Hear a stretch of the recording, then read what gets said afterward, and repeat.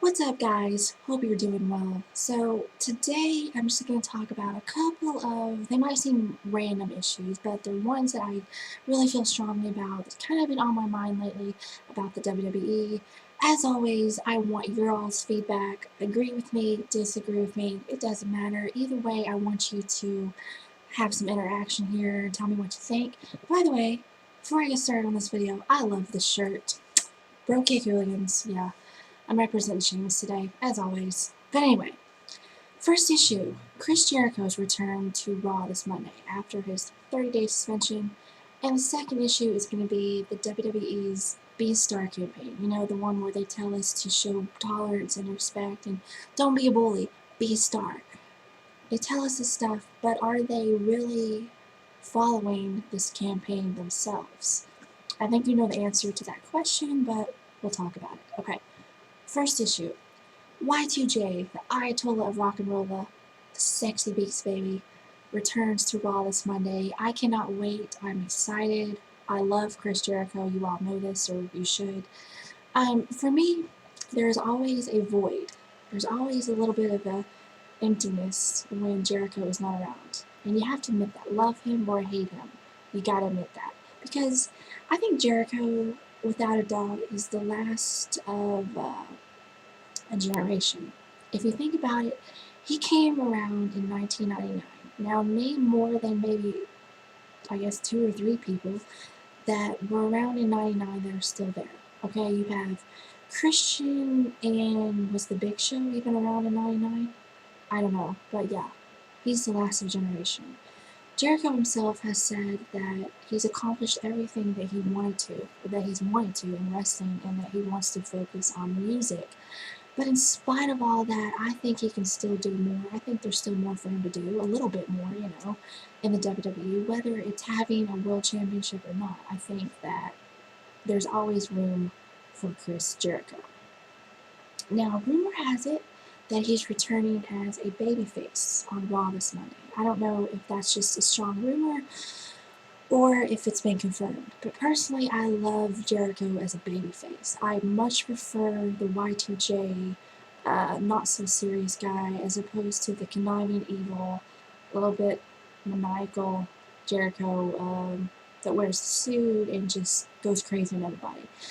And I know Jericho himself doesn't really prefer being a face, but I'm sure he's got to be a little bit tired, just a little bit tired of being that serious guy all the time. Because in real life, you all know Jericho is a goofy, funny, silly guy, and being a face would allow him to show more of his real self. So definitely look forward to seeing what he does on Raw.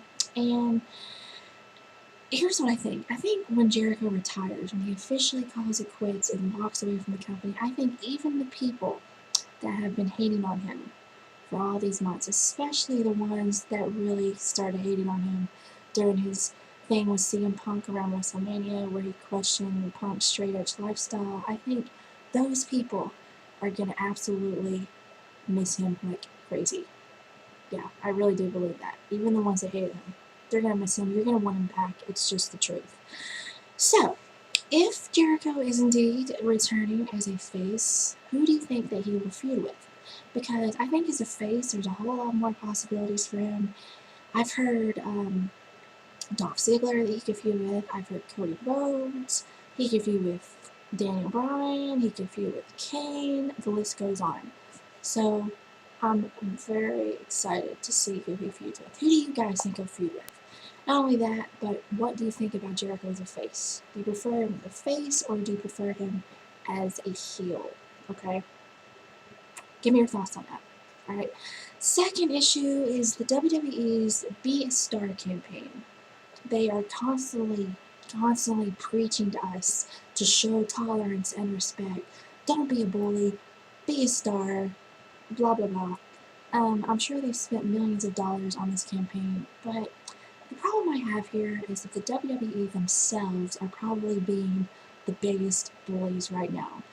Examples: Jerry Lawler. Jerry Lawler constantly sitting at that commentary desk, insulting, degrading, making harassing remarks towards Vicky Guerrero and her weight and whatnot. I think that's pathetic. Jerry Lawler is a perverted old man who doesn't prefer or who doesn't like women that are younger than 22. You know the women that he dates. I'm not sure if those comments are straight from him or if they're coming through his headset from Vince or the writers. Michael Cole, same way. Michael Cole is more about making fun of JR. But again, I would say that the writers and everybody is feeding him lines through his headset.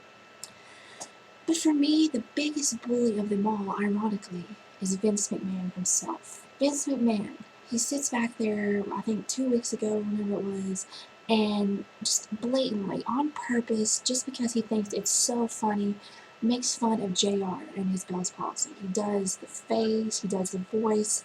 I think that is absolutely pathetic. I think it's absolutely pathetic. I can't believe that JR has not quit the company a long time ago, because if I was JR, I would be so fed up. I would walk away. I wouldn't have anything to do with the WWE, I guess, if it wasn't for the money.